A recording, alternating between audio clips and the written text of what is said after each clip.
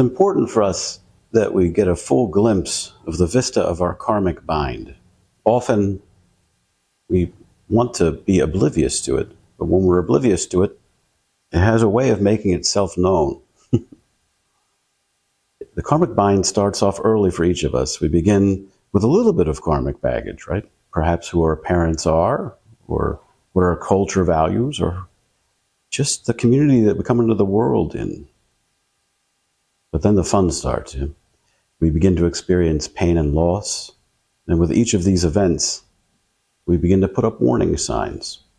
Caution, pain, when we fall and skin our knee. Or caution, loss, when we're in a relationship that doesn't go well. And eventually we're ringed about by these signs.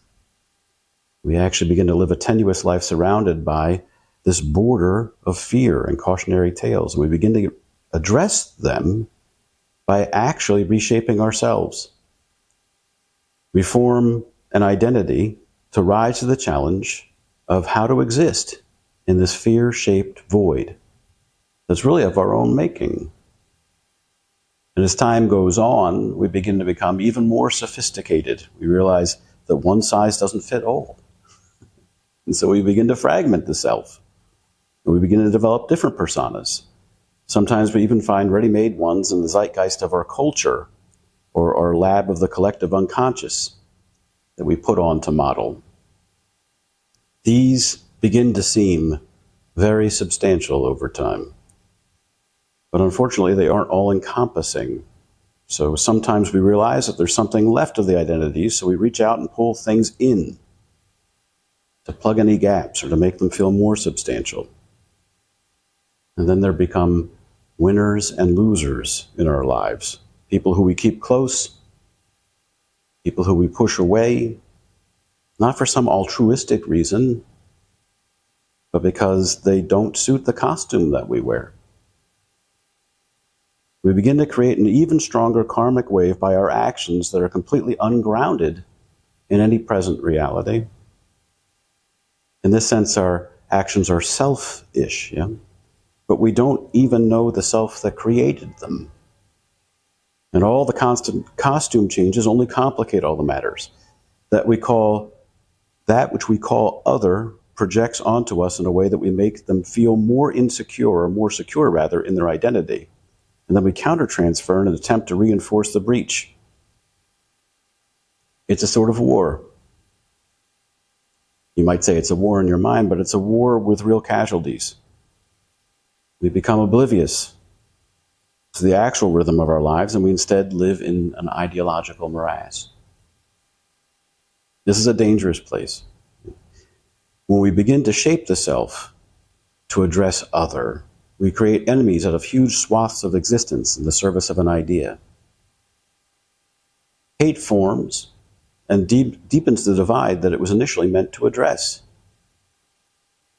This is the way of the world. This is the antithesis of the spiritual path.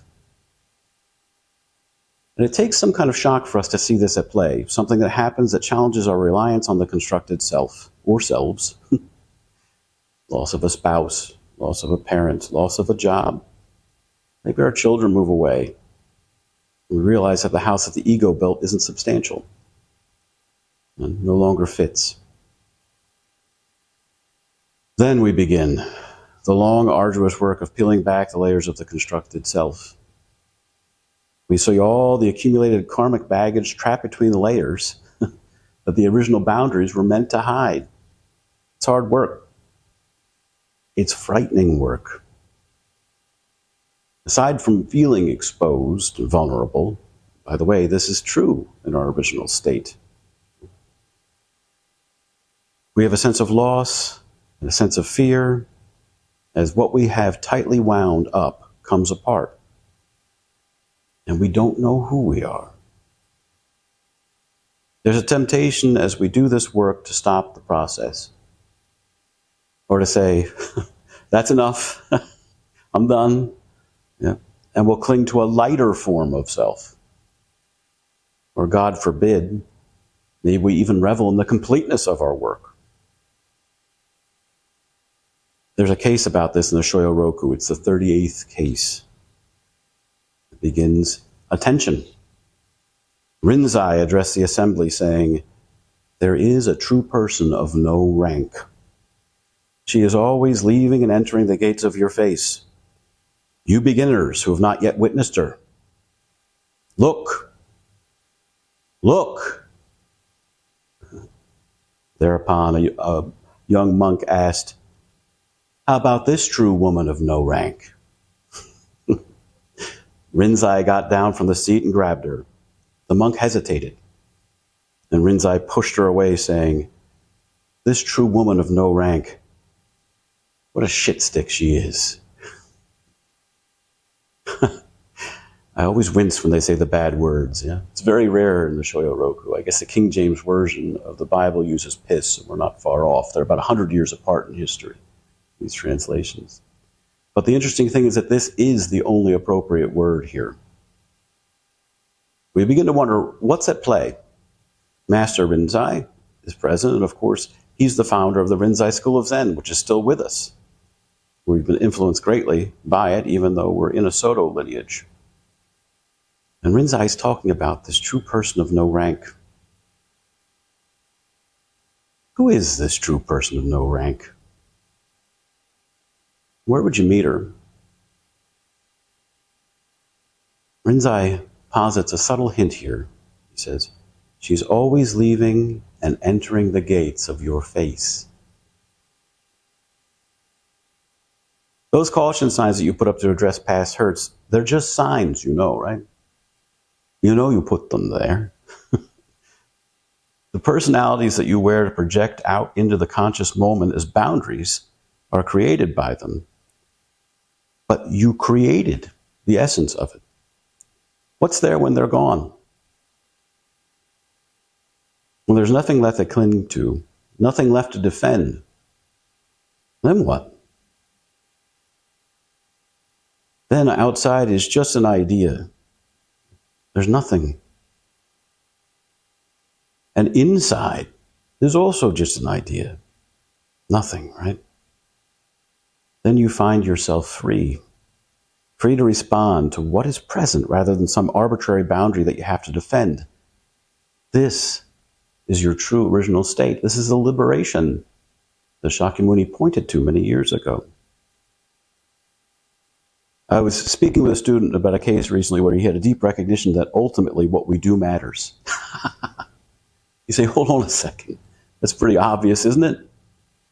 But it actually took them working through a case to really actually see it, to experience it, to witness it. What you do ultimately is all there is. The ideas that you have are important in the sense, and only in the sense, that they guide your actions. If you see the imperatives of this moment reflected in the mirror of your ideology, you'll never actually be in fidelity with the needs of this moment. They're always going to be jaded. You have to see directly.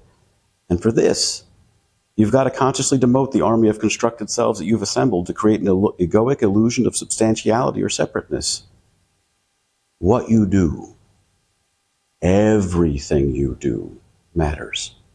Nothing is hidden.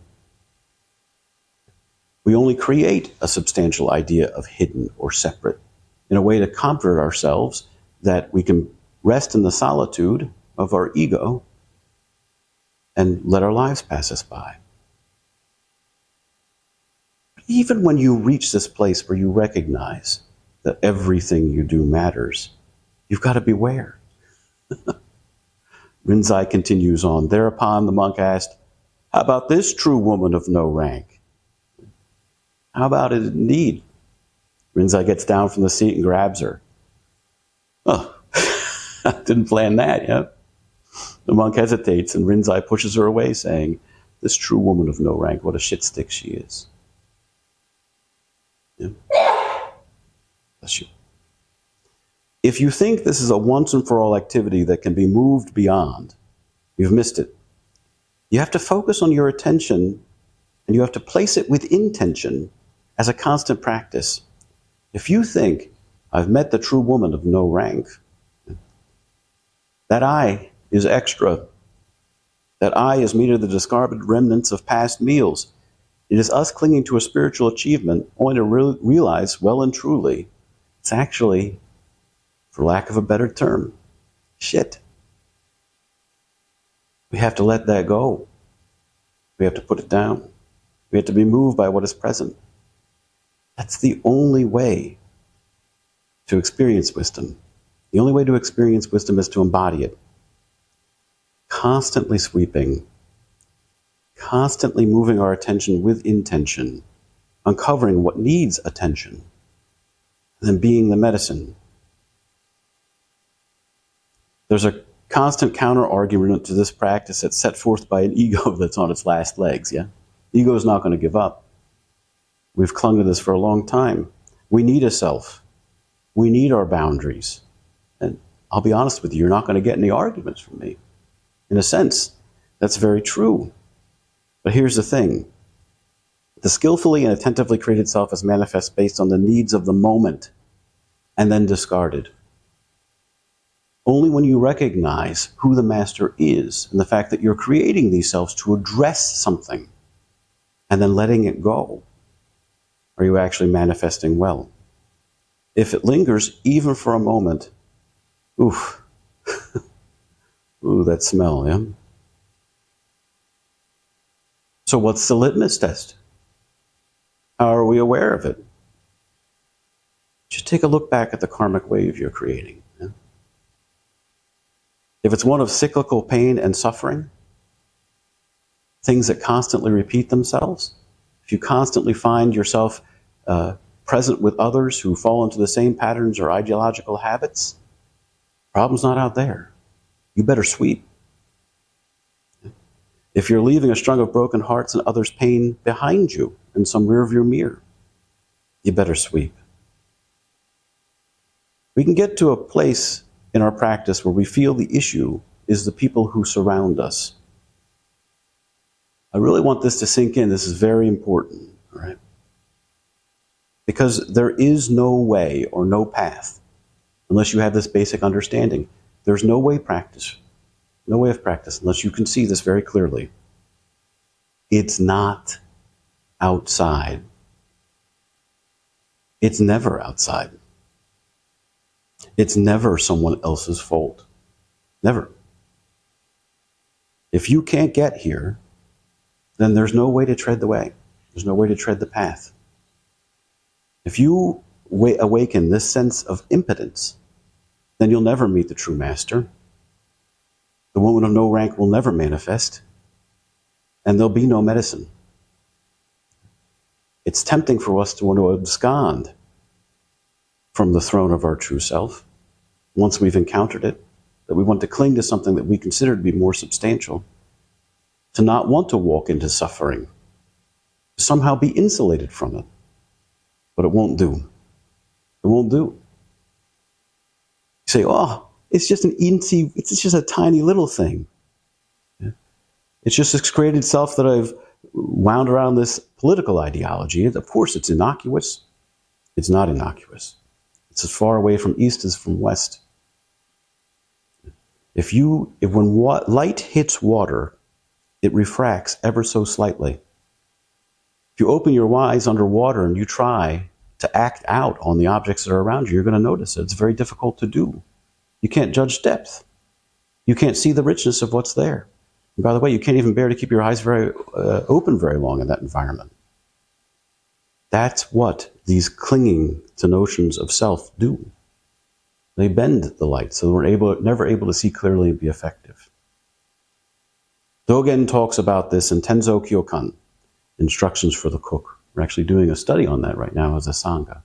It's a wonderful text.